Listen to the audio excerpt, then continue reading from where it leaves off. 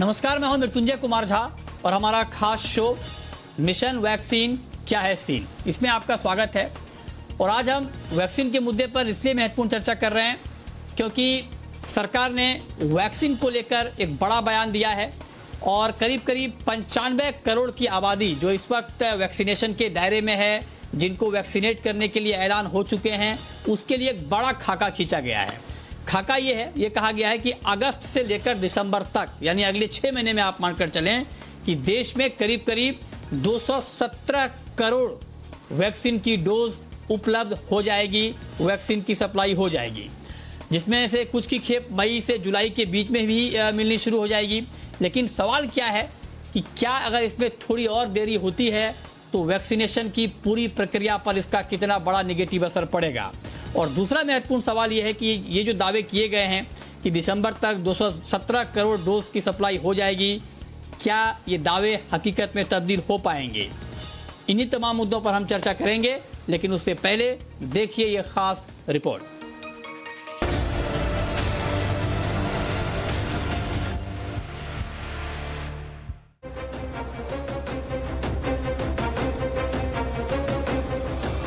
बचाव का एक बहुत बड़ा माध्यम है कोरोना का टीका। प्रधानमंत्री नरेंद्र मोदी के शब्द सरकार की वैक्सीन नीति पर भरोसे को बढ़ाते हैं।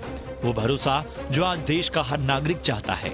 सरकार की तरफ से भी कहा गया है कि उसने 18 प्लस के करीब 95 करोड़ लोगों के वैक्सीनेशन का खाका तैयार किया है। अगस्त से दिसंबर के बीच देश को करीब 217 करोड़ डोज मिलेगी।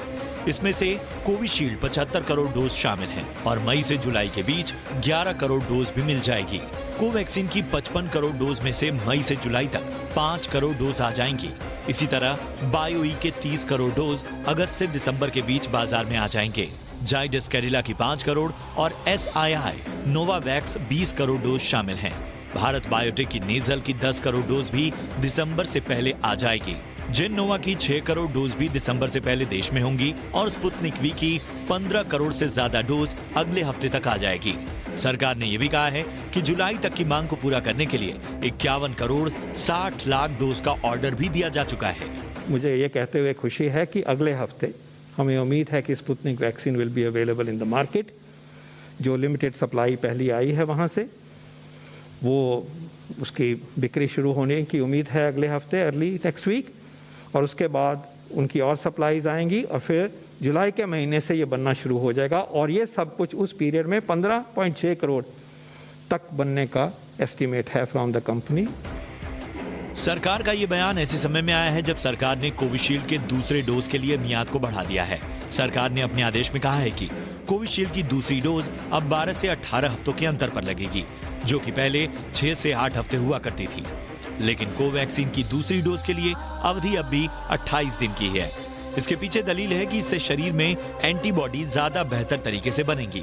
हालांकि जानकार मियाद को बढ़ाने के पीछे वैक्सीन की कमी को बता रहे हैं। जाहिर है देश में वैक्सीन निर्माण की रफ्तार कम है, लिहाजा सरकार ये वक्त डिमांड और सप्लाई के बीच के फर्क को भरने के लिए इस्तेमाल करना चाहती है। लेकिन मौजूदा हालात को देखते हुए जानकार सरकार की वैक्सीनेशन पॉलिसी पर सवाल खड़े कर रहे हैं। मसलन, क्या सरकार अब तक वैक्सीन की सही संख्या का अंदाजा लगाने में चूक गई? ऐसा इसलिए क्योंकि आज सरकार भले ही स्पुतनिक वी और दूसरी विदेशी कंपनियों से बात कर रही हो, लेकिन शुरुआत में स्पुतनिक और फाइजर को इमरजेंसी यूज की मंजूरी नहीं दी गई। स्पुतनिक वी को ये कहते हुए इमरजेंसी यूज की मंजूरी नहीं दी गई कि उसने सरकार को पर्याप्त डेटा नहीं दिया। फाइजर से कहा गया कि उसने लोकल ब्रिजिंग के आंकड़े पेश नहीं किए, इसके लिए उसे इमरजेंसी यूज की मंजूरी नहीं दी जा सकती। हालांकि जनवरी 2021 में सरकार ने कोविशील्ड को मंजूरी दे दी, वो भी तब जबकि सीरम इंस्टीट्यूट के पास भी इम्यूनोजेनिसिटी के आंकड़े नहीं थे। सरकार ने SII को मंजूरी देने के लिए लैंसेट में छपी रिपोर्ट को आधार माना था। उसी तरह जब कोवैक्सीन को मंजूरी मिली थी तब उसके भी फेज 3 ट्रायल के नतीजे नहीं आए थे। देश में वैक्सीनेशन के ताजा तरीन हालातों को देखते हुए ये कहना गलत नहीं होगा कि सरकार पहले हालात का सही अंदाजा नहीं लगा पाई हो, लेकिन मौजूदा फैसलों को देखते हुए ये कहना गलत नहीं होगा कि भले ही आज देश में वैक्सीन की कमी हो, लेकिन सिर्फ कुछ ही महीनों की बात है जब देश में इतनी वैक्सीन होगी कि उसकी कमी नहीं होगी। ब्यूरो रिपोर्ट, जी मीडिया।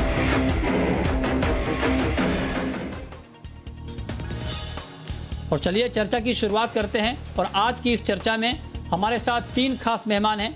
हमारे साथ हैं doctor NK. Arora, chief national task force ICMR के।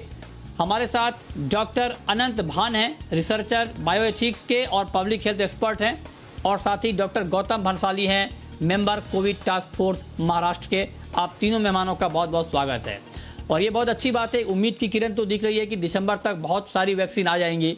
लेकिन मेरा पहला सवाल अरोड़ा जी आपसे यही होगा कि ये कहा गया है कि दिसंबर तक, मतलब अगस्त से दिसंबर के बीच में 217 करोड़ डोज के आसपास की वैक्सीन की सप्लाई हो जाएगी।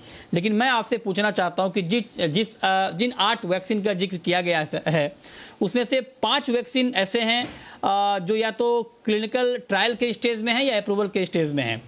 तो मैं आपसे समझना चाहता हूं सर कि क्या इतने कम वक्त में ट्रायल से लेकर अप्रूवल तक का पूरा प्रोसेस कंप्लीट हो जाएगा और साथ ही प्रोडक्शन का जो प्रोसेस है, क्या इतनी जल्दी ये सब संभव है क्या सर ग्राउंड पे, अरोड़ा जी? तो ये मैं बताना चाहूँगा कि देखिए, वैक्सीन का प्रोडक्शन रातों रात नहीं होता और कम से कम 4 से 6 महीने का लीड पीरियड की ज़रूरत होती है वैक्सीन बनाने के लिए, और तब होता है। तो अगर ये कहा जा रहा है कि हमारे पास इस साल के आखिर तक 200 करोड़ से ज़्यादा डोजेज़ हैं, तो उसके लिए ये नहीं है कि आज से शुरुआत की जा रही है। यहाँ मुख्य 2 वैक्सीन्स हैं। पहली वैक्सीन है कोविशील्ड। कोविशील्ड इस समय 6-7 करोड़ डोजेस पर मंथ बना रहा है और जुलाई अगस्त तक ये करीब 10 से 12 करोड़ डोजेस हो जाएंगे। दूसरा कि कोवैक्सीन जो बिल्कुल अपनी जगह वो भी 10 से 12 करोड़ जुलाई अगस्त तक हो जाएंगी। तो ये हमारे लिए मुख्य जो हमारा वैक्सीन देने का जो वो है भंडारण है, इन 2 वैक्सीन से होगा। अब रहा बाकी वैक्सीन, तो जो स्पुतनिक है उसको सारी क्लियरेंसेस मिल गई हैं। मैन्युफैक्चरिंग 6 जगह शुरू होनी है, 1 या मेरे ख्याल से 3 अभी ऑलरेडी मैन्युफैक्चरिंग शुरू कर दी गई है। तो वो जो है वो कुछ जो इंपोर्ट की गई है वो अगले हफ्ते से आ जाएंगी। बाकी जुलाई अगस्त तक वो मार्केट में जिन्होंने बनाना शुरू किया, और बाकी 3 वो उनका भी हो जाएगा। अब रहा बाकी 2-3 जो हैं, एक जॉनसन एंड जॉनसन को यहाँ पर ब्रिजिंग ट्रायल की मंजूरी मिल गई है। वो ब्रिजिंग ट्रायल करेंगे और वो भी जो है यहाँ पर मैन्युफैक्चरिंग एक कंपनी के साथ मिलकर के वो कर रहे हैं। चौथा जो है वो कैडिला जाइडस, इन्होंने अपने सारे के सारे मरीज, जो सारे के सारे पार्टिसिपेंट्स हैं, वो अपने रिक्रूट कर लिए हैं। जून के आखिर तक उनका रिजल्ट आ जाएगा। तो ऐसा नहीं है कि ये हवा में बात करी जा रही है। इसी तरीके से जिनोवा वाला जो हमारा अपना mRNA वैक्सीन है, उसकी फेज 1 पिछले हफ्ते शुरू हो गई है। इस महीने के आखिर तक फेज 2 खत्म हो जाएगा और फेज 3 के लिए करीब 1.5-2 महीने का समय लगना है। तो जिस तरीके से ये एस्टिमेशन बताया गया है, वो मतलब एवरीथिंग इज इन मतलब रियलिटी बेसिस पे है। ये एक यूं कहें कि हवाबाजी नहीं है ये। This is based on actually, because जैसे कि मैंने बताया कि वैक्सीन मैन्युफैक्चरिंग के लिए इंफ्रास्ट्रक्चर और उसकी तैयारी बहुत ही महत्वपूर्ण होती है और मुश्किल काम है। ये रातों रात नहीं हो सकता। बिल्कुल सर। हाँ, तो ये सर आपने बहुत महत्वपूर्ण जानकारी दी। और पहला सवाल मेरा पूछने का आपसे मकसद यही था कि आप ग्राउंड रियलिटी बता पाएं कि जो ऐलान किए गए हैं वो एक्चुअली किस तरह से इम्प्लीमेंट हो पाएंगे। तो आपने डिटेल में जानकारी दी है। लेकिन अब मैं सर आपसे पूछना चाहता हूं अनंत भान साहब कि जो बात अभी अरोड़ा जी ने कही और जो कल ऐलान सरकार की तरफ से हुए हैं, क्या आप इत्तेफाक रखते हैं और आपको इस बात का भरोसा है कि अगस्त से दिसंबर तक भारत के पास 2 करोड़ डोज से ज्यादा वैक्सीन उपलब्ध होगी?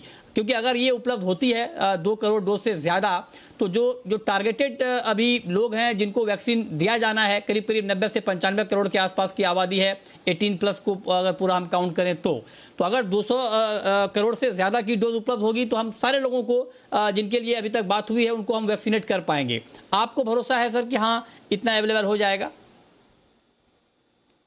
धन्यवाद मुझे बुलाने के लिए। जैसे कि डॉक्टर अरोड़ा ने कहा, आई थिंक प्लानिंग अब इस स्टेज में है कि एक्सपेक्टेशन है कि वो सारे डोजेस अवेलेबल होंगे अब मेरे ख्याल से सरकार में भी ये काफी फुर्ती आई है, क्योंकि उन्होंने देखा है कि डेटा भी यही बताता है कि वैक्सीनेशन की एक इम्पोर्टेंट इंटरवेंशन है, जिससे हम आगे एक फ्यूचर वेव्स को शायद कम कर सकते हैं, प्लेटू कर सकते हैं और अपनी पॉपुलेशन को प्रोटेक्ट कर सकते हैं। अभी तक जो लास्ट वीक का डेटा था वही करीब बताता था कि 16 दिसंबर 2 करोड़ डोज कुछ दे चुके थे और 70-80 लाख डोज स्टेट्स के पास थे, तो करीब हमने शायद 17 करोड़ वैक्सीन अभी तक हमारे पास अवेलेबल है या दे दी गई हैं। तो ऑब्वियसली और 2 करोड़ की बात कर रहे हैं तो उसके लिए रैंप अप करना प्रोडक्शन का जरूरी रहेगा। और क्लिनिकल ट्रायल्स की बात करें तो जैसे डॉक्टर अरोरा बोल रहे थे, हमें वेट करना पड़ेगा डेटा का, बट होपफुली अगर वो डेटा पॉजिटिव होता है तो वो सारी वैक्सीन भी अवेलेबल होंगी। ये चीज है कि हमें थोड़ा जल्दी करना पड़ेगा और हमें थोड़ा स्टॉक पाइलिंग करनी पड़ेगी।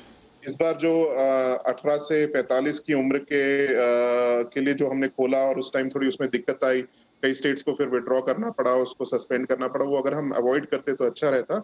बट आगे अगर ज्यादा वैक्सीन सिक्योरिटी आती है, ज्यादा डोजेस आते हैं, तो जरूर उससे हम अपना वैक्सीनेशन का कवरेज बढ़ा सकते हैं और वो सर्टनली इस टाइम पे हमारे लिए बहुत महत्वपूर्ण है। ठीक है। तो आप कह रहे हैं कि बहुत महत्वपूर्ण है, अगर ऐसा हो जाएगा तो वाकई एक बड़ी बात होगी वैक्सीनेशन की दिशा में। लेकिन गौतम बंसाली जी, अब मैं आपसे पूछना चाहता हूं सर, क्योंकि महाराष्ट्र पहली वेव में भी और सेकेंड वेव में भी एपी सेंटर रहा है कोरोना का, और यहाँ पर बहुत ज़्यादा चैलेंजेस रहे हैं। हालांकि बहुत जल्द मुंबई में और महाराष्ट्र में भी आंकड़े कम होने लगे हैं। मैं आपसे समझना चाहता हूँ सर कि ये प्लान तो थोड़ा लॉन्ग टर्म का है, अगस्त से दिसंबर तक के बीच का है। उससे पहले अपनी पॉपुलेशन को, जो टारगेटेड पॉपुलेशन है, उनको वैक्सीनेट करने के लिए आपकी क्या प्लानिंग है? कहाँ से आप वैक्सीन लाएंगे? क्योंकि 18+ को तो शायद आप लोगों ने भी बंद कर दिया है, तो तब तक, क्योंकि थर्ड वेव की भी बात हो रही है, चिंता जताई जा रही है, तो तब तक आप कैसे मैनेज करेंगे? उसके लिए क्या नई प्लानिंग आप लोगों ने बनाई है? जी मृत्युंजय, जहाँ तक प्लानिंग का सवाल है, तो महाराष्ट्र में बहुत ही उच्च लेवल पे काम चल रहा है और अलग अलग चीज़ में काम चल रहा है। जैसे सेकेंड वेव आ रही थी, हमको भनक थी कि सेकेंड वेव महाराष्ट्र में आ सकती है और हिंदुस्तान में आ सकती है, तो इसके लिए हमने अलग तरह से तैयारियां शुरू की थी ताकि हमारे यहाँ पे ऑक्सीजन की कमी नहीं पड़े, इंजेक्शन रेमडेसिविर की कमी नहीं पड़े, कोई चीज़ की कमी नहीं पड़े, बेड की शॉर्टेज वगैरह नहीं हो। और टचवुड हमने इतना अच्छा कंट्रोल किया मुंबई के अंदर कि मुंबई मॉडल की आज सब जगह पर चर्चा हो रही है, डिस्कशन हो रहा है। सेम इसी तरीके से जो ये वैक्सीन है, वैक्सीन के लिए भी हमने काफ़ी सारे सेंटर प्लान कर रखे। जैसे हमने वार्ड वार रूम बनाए थे बेड एलोकेशन के लिए, ऐसे हमने अभी कॉर्पोरेटर लोगों को इन्वॉल्व किया है। हर कॉर्पोरेटर को बोला कि आप अपने वार्ड में एक वैक्सीनेशन सेंटर बनाओ। सो हमने वैक्सीनेशन सेंटर बनाया, हाउसिंग सोसाइटी में जाकर के, वर्क प्लेस पे, कॉर्पोरेट ऑफिस में जाकर के एम्बुलेंस, डॉक्टर, नर्स के साथ में वैक्सीन लगाने की पूरी तैयारियां हमने कर रखी है। तो वो डिस्ट्रीब्यूशन जो लेवल पे है काम, कि वैक्सीन कैसे लगना और किस किस एरिया में कैसे लगेगा, उस लेवल पे मुंबई में बहुत ही अच्छा बड़े लेवल पे काम शुरू हो चुका है। वैक्सीन की कमी जरूर है, इस कमी का भी हमको एहसास हुआ था कि शायद वैक्सीन की कमी हो सकती है या टाइम पे डिलीवरी नहीं हो सकती, इसलिए प्राइवेट हॉस्पिटल में वैक्सीन की सप्लाई बंद हुई है। प्राइवेट हॉस्पिटल में आज की डेट में वैक्सीन नहीं है, क्योंकि गवर्नमेंट ने ये बोला, केंद्र सरकार ने बोला कि आप डायरेक्ट परचेज करो। डायरेक्ट परचेज में भी थोड़े से इश्यू आ रहे थे। सो मुंबई और म्युनिसिपल कॉर्पोरेशन एक पहला कॉर्पोरेशन है हिंदुस्तान का जिसने ग्लोबल टेंडर फ्लोट किए। हम चाह रहे हैं कि हम डायरेक्ट हम लोग मंगवाएं स्पुतनिक से, चाहे वो फाइजर हो, मॉडर्ना हो, कोई भी कंपनी का हो। ग्लोबल टेंडर ऑलरेडी हमने फ्लोट कर लिया मुंबई के अंदर, जो अभी तक किसी भी सिटी ने नहीं किया है, वो फ्लोट किया है। उसके बाद जैसे आता है, मुझे लगता है 2-3 हफ्ते में ये अलग अलग कंपनियों के भी वैक्सीन मुंबई में पहुंच जाएंगे। और जैसे आते हैं हमारा डिस्ट्रीब्यूशन लेवल पे, वॉरफुट लेवल पे, उसमें तैयारियां शुरू हो चुकी है। एक बार वैक्सीन आ जाएगी, डिस्ट्रीब्यूशन का काम हमारे यहाँ पे ऑलरेडी इजी वे में करने का प्लानिंग हो चुकी है। वैक्सीन आ जाए, वैक्सीन आने के लिए ग्लोबल टेंडर इसीलिए फ्लोट किया गया, प्लस केंद्र सरकार से भी आ रहे हैं, प्लस स्टेट गवर्नमेंट भी डायरेक्ट कंपनियों से बात करके परचेज कर रही है। तो ठीक है, तो अब तो आप कह रहे हैं कि अपने लेवल पे तैयारी पूरी चल रही है कि किस तरह से वैक्सीन मंगाई जाए और लोगों को वैक्सीनेट किया जाए। हम आपको लगातार बता रहे हैं कि वैक्सीन को लेकर क्या नई प्लानिंग सरकार की तरफ से हुई है और जो नए ऐलान वैक्सीन को लेकर हुए हैं उसको अचीव करना कितना आसान है, कितना मुश्किल है, इसी पर हम बात कर रहे हैं। हमारे साथ तीनों खास मेहमान बने हुए हैं। अरोड़ा जी, अब मैं सर आपसे दूसरा सवाल ये पूछना चाह रहा हूँ कि ये तो अगस्त और दिसंबर के बीच की सप्लाई की बात हो रही है, लेकिन अभी के हालात चिंताजनक हैं वैक्सीनेशन को लेकर के। कुल करीब करीब 18 करोड़ लोगों को ही अब तक वैक्सीन दी गई है, जबकि सरकार का ही टारगेट है, केंद्र सरकार का, कि 45 प्लस को 30 करोड़ लोगों का टारगेट केंद्र ने रखा है। और उसके बाद जब 18 प्लस को अलाउ किया गया तो ये बढ़ के करीब करीब 90 से 95 करोड़ की आबादी इस दायरे में आ गई है, और उसके अगेंस्ट में 18 करोड़ लोगों को वैक्सीनेट किया गया है, और 18 प्लस को तो मेरे ख्याल से 40 लाख के आसपास ही वैक्सीन अभी तक मिल पाई है। तो आप जरा बताएं सर कि अगर यही हालात रहे तो ये तो 4-5 महीने बाद की बात है, तब तक क्या हालात हमारे यहाँ और अनकंट्रोल नहीं हो जाएंगे वैक्सीनेशन को लेकर या कोरोना को लेकर? क्योंकि कहा तो ये जा रहा है कि वैक्सीनेशन ही एक बड़ा हथियार होगा कोरोना को हराने के लिए। तो 2-3 चीजें जानना मेरे को लगता है हम सबके लिए अत्यंत आवश्यक है कि इस समय वैक्सीन देने का मुख्य उद्देश्य जो कोरोना की बीमारी है उसकी गंभीरता को कम करना और मृत्यु दर को कम करना है, जिससे हेल्थ सिस्टम पे जो दबाव पड़ रहा है, जो हेल्थ सिस्टम में एक तितर-बितर हो रहा है, उसको ठीक किया जाए। और इसके लिए 45 साल से ऊपर के लोग, उनको टारगेट करके जो वैक्सीन देने की बात है, और केंद्रीय सरकार भी उसी पे पूरा का पूरा जोर लगा हुआ है, वो सबसे महत्वपूर्ण है। और अगले 2-3 महीने में वो करा जा सकेगा। और जैसे कि आपने अब बता रहे थे कि 18 करोड़ में से 4 करोड़ लोगों को ही 2 डोजेज मिली हैं, बाकी 14 करोड़ को सिंगल डोज मिली है।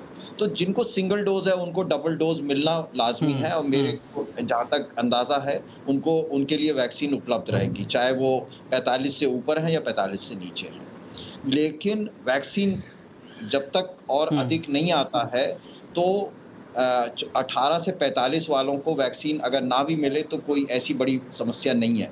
उसका कारण मैं बताता हूँ कि पिछले साल का जब हम आंकड़ा देखते हैं तो प्रोपोर्शनेटली 75 से 80% मृत्यु 45 साल से ऊपर वाली थी, और इस साल भी बिल्कुल वैसे ही है आंकड़ा कि 45 से 80 ऊपर वाले उम्र में मृत्यु है।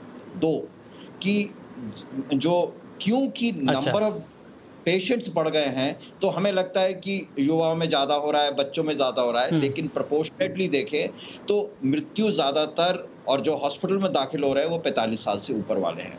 तो अगर मैं फोकस करके जितनी मेरे पास वैक्सीन है, ये हम सबको मानना पड़ेगा कि वैक्सीन की कमी है, इसको नकारा नहीं जा सकता। तो वैक्सीन कमी में मैं उसका तरीके से उपयोग करूं कि सबसे ज्यादा मेरी कम्युनिटी को फायदा हो, और ज्यादा वेट करने की जरूरत नहीं है। ये 2-2.5 महीने की बात है। जुलाई के मध्य के बाद मेरे को लगता है सभी के लिए समुचित मात्रा में वैक्सीन उपलब्ध रहेगी, और हमारे पास वैक्सीन देने का जो जरिया है, हम करीब अभी मैक्सिमम 70 से 75 हजार टीकाकरण रोज काम कर रहे थे। हम 1 लाख टीकाकरण केंद्र तक जा सकते हैं, जिससे 1 करोड़ लोगों को वैक्सीन दोबारा मिल सकती है। तो इसमें कम्युनिटी का बहुत बड़ा रोल है कि कम्युनिटी जो है वो आगे बढ़ के आए और अपना वैक्सीन कर पाए। बहुत ओके, ये सर आपने बहुत महत्वपूर्ण बात कही, और इससे जुड़ा हुआ एक और बड़ा सवाल होगा अनंत भान साहब आपसे होगा, क्योंकि जो बात अरोड़ा जी ने कही कि जो 18 से 45 साल के एज ग्रुप हैं उनको अगर अभी वैक्सीन नहीं भी दी जाएगी तो कोई बहुत बड़ी चिंता की बात नहीं होगी। तो मैं अब आपसे सोचना चाहता हूं कि अब तो जितनी वैक्सीन है उसी में से हमें मैनेज करना पड़ेगा। तो आप बताइए कि अभी सॉल्यूशन क्या हो सकता है? आप पब्लिक हेल्थ एक्सपर्ट हैं, आप जरा हमारे दर्शकों को ये बताएं कि अभी के हालात में सॉल्यूशन क्या है। क्या 18 प्लस को अभी आधिकारिक तौर पर ऐलान करके रोक देना चाहिए वैक्सीनेशन? जिनको एक बार कोरोना या 2 बार हो चुका है कोरोना, उनको अभी रोक दिया जाए, उनको अभी वैक्सीन ना दिया जाए और दूसरे लोगों को दिया जाए? अभी का फॉर्मूला अभी के वैक्सीन के हिसाब से क्या होना चाहिए? देखिए, दूरदर्शिता अभी इम्पोर्टेंट है। हमें पता है शायद जुलाई अगस्त से सिचुएशन इंप्रूव होगी। डॉक्टर अरोड़ा ने एस्टिमेट्स भी बताया जो गवर्नमेंट के पास है कि इतने ज्यादा डोजेस हमारे पास मिल सकते हैं। लेकिन अभी शॉर्ट टर्म में अगर बात करें तो 2-3 चीजें हैं। जैसे कि डॉक्टर अरोड़ा ने कहा, हमें पता है अगर हाई रिस्क पॉपुलेशन अबव 45 है, जिनको स्पेशली कोमोबिडिटीज हैं, तो उनपे तो सर्टनली हमें फोकस करने की जरूरत है। तो जो उनका दूसरा डोज है वो जल्दी खत्म हो, टाइम से हो, तो अच्छी बात है। दूसरे, अगर हम उसके बाद डोजेस बचते हैं तो वो जो हमने कल सुना, नेशनल एक्सपर्ट ग्रुप ने रिकमेंडेशन दिया है कि हम कोविशील्ड के लिए एटलीस्ट जो गैप है दोनों डोजेस का वो बढ़ा सकते हैं। ये ऐसी स्ट्रैटेजी बाकी देशों में भी हो चुकी है, क्योंकि एक एविडेंस इंडिकेट करता है कि एफिकेसी फिर भी काफी अच्छी रहती है अगर वो डोज बढ़ता है। और दूसरी बात है, ये स्ट्रैटेजी को फर्स्ट डोज फास्ट वाला स्ट्रैटेजी भी कहा जाता है।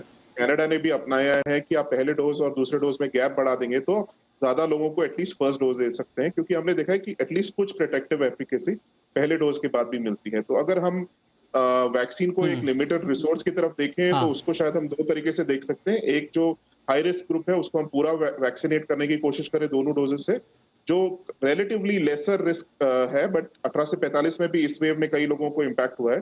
तो उनको अगर जितने लोगों को हम स्टार्ट कर सकते हैं सिस्टमैटिकली करें, ताकि लोग कोविन पे कंपटीशन नहीं करते रहे कि किसको डोज में कहाँ मिल जाए स्लॉट, उसको हम थोड़ा एड्रेस करें, क्योंकि लोगों में काफी कंसर्न हो चुका है। जी बिल्कुल, पैनिक, यस, वो पैनिक हम हटा दें। अगर उनको क्लैरिटी होती कि अभी हमें डोजेस नहीं मिल सकते, शायद जून जुलाई से हम लिमिटेड स्लॉट्स खोलेंगे और ऐसे आप अप्रोच कर सकते हैं, तो शायद लोग फिर भी मान जाएं उनको समझाने पे। बट इस तरीके से अगर हम दोनों में ओपन करेंगे तो ये ना हो कि 45 से ऊपर वालों के लिए भी कंपटीशन हो और यंग लोगों के लिए भी कंपटीशन हो। वो शायद पॉलिसी तरीके से हमको एड्रेस करने की जरूरत है इसमें। हाँ, ठीक बात है। ये आपने कहा कि पैनिक क्रिएट ना हो, एक क्लियर मैसेज जाए लोगों में, और ये बहुत जरूरी है। अरोड़ा जी, एक बात सर मैं आपसे और पूछना चाह रहा हूं कि पहले कोविशील्ड की दूसरी डोज के लिए 6 से 8 हफ्ते का वक्त तय किया गया था, उसे अब आपने बढ़ा के 12 से 18 हफ्ते कर दिया है।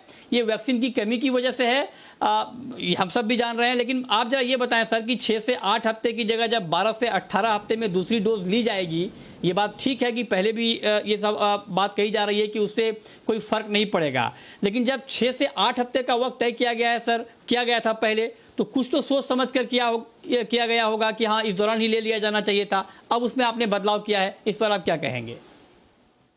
तो इसमें 3-4 बातें मैं कहना चाहूँगा कि दिसंबर के आखिरी हफ्ते में जो इंग्लैंड की वो जो पब्लिक हेल्थ एजेंसी है, उसने ये कहा कि हम 3 महीने से अंतराल से डोजेस देंगे, चाहे वो एस्ट्राजेनेका वैक्सीन जो कोविशील्ड है या फाइजर और मॉडर्ना की वैक्सीन को जिसको 3 हफ्ते का था उसको 3 महीने के अंतराल से दिया जाएगा। अच्छा, तो इस समय जो इनके पास डेटा था, हमारे को जनवरी में ही पता था, जब पब्लिश नहीं होता तो भी हमें मालूम था डेटा क्या है और हमारे को प्रेजेंटेशन किया गया था, लेकिन हम कॉन्फिडेंट और कन्विंस्ड नहीं थे कि ये इंक्रीज करना चाहिए। और उस समय जो स्थिति थी कि 45 साल से ऊपर के लिए हमारे पास जुलाई अगस्त तक 50-60 करोड़ डोजेस की जरूरत है, वो हमारे पास है, वो आज भी वैसे का वैसे ही स्थिति है।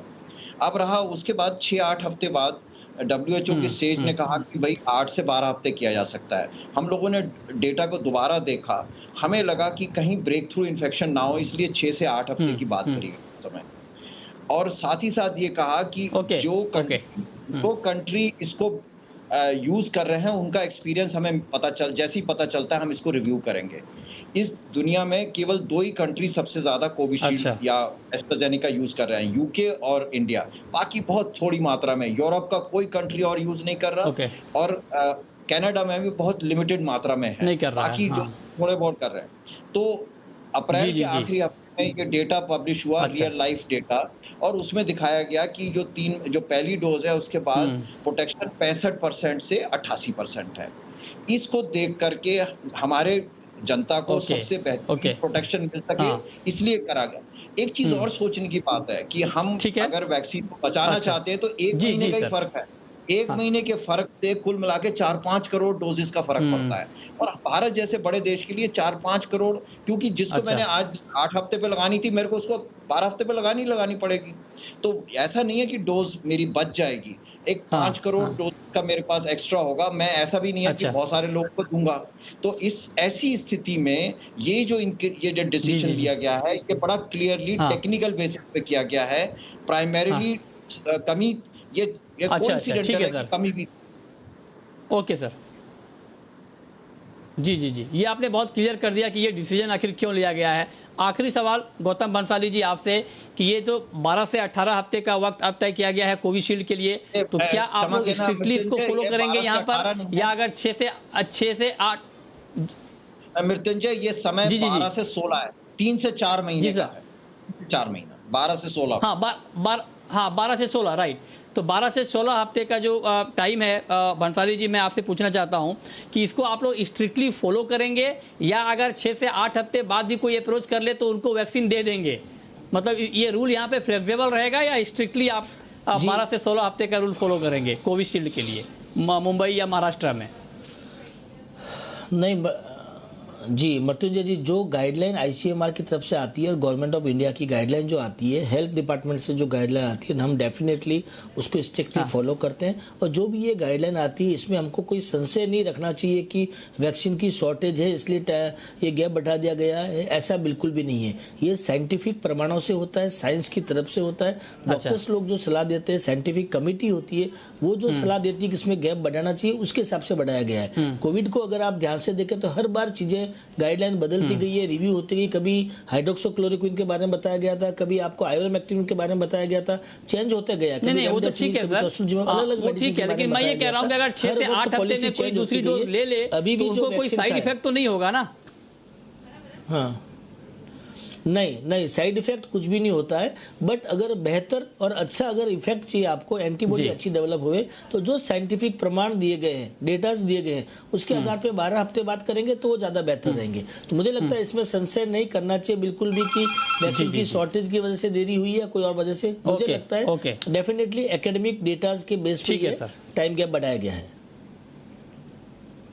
फैसला लिया गया। बहुत शुक्रिया अरोड़ा जी आपका, भंसाली जी आपका और अनंत भान साहब आपका हमारे साथ इस खास चर्चा में जुड़ने के लिए और डिटेल में बताने के लिए कि वैक्सीन की नई प्लानिंग अब है क्या।